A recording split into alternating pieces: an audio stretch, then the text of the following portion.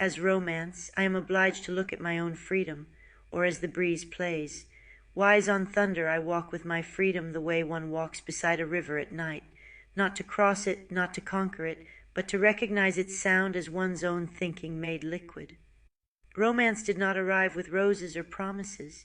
It arrived as a question mark leaning against my ribs.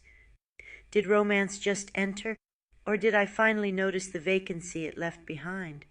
Absence has manners.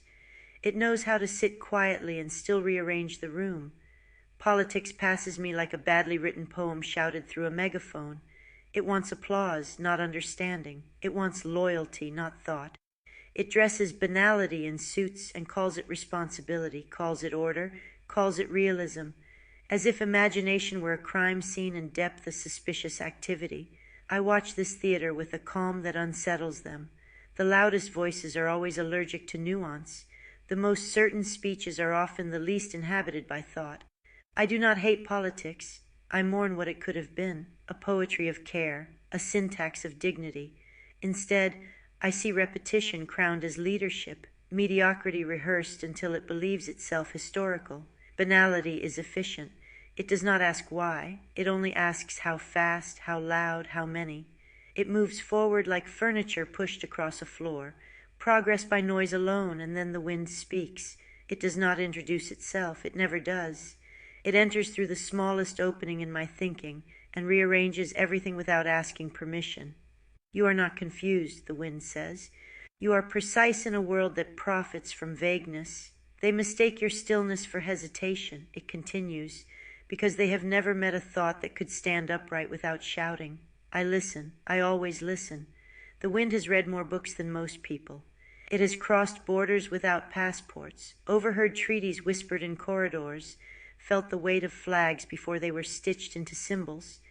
It knows that power fears silence because silence remembers too much.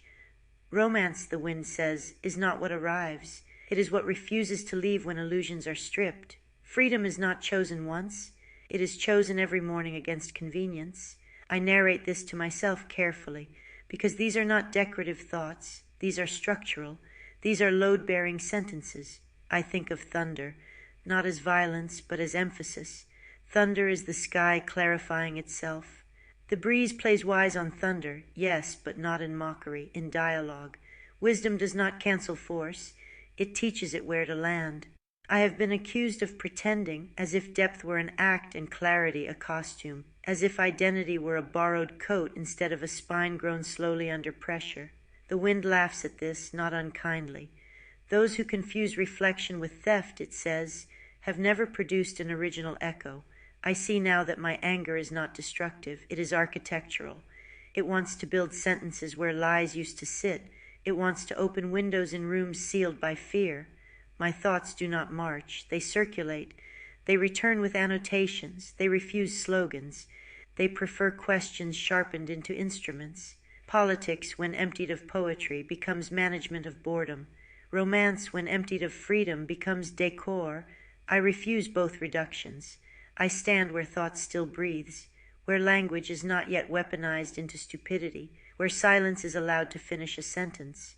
The wind stays with me longer than expected. It always does. Do not envy the throne of banality, it says softly. It is very crowded and no one is listening to anyone else.